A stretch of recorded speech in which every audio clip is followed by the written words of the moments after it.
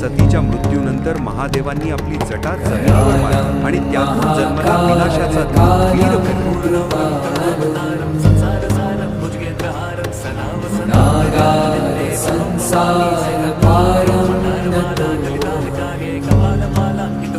त्याच्या एका गर्जनेने आकाश दुभंगले. सती गेल्यावर महादेवांना पण असाच एकटेपणा आणि भीती वाटली असेल का? बाळा, ती भीती नव्हती, तो होता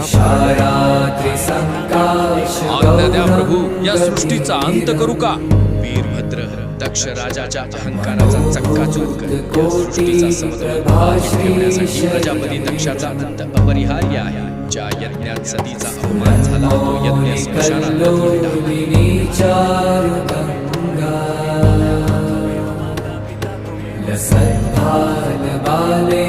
पण महादेवांचा राग शांत होत. त्यांनी सतीचा निष्प्राण देह आपल्या खांद्यावर घेतला.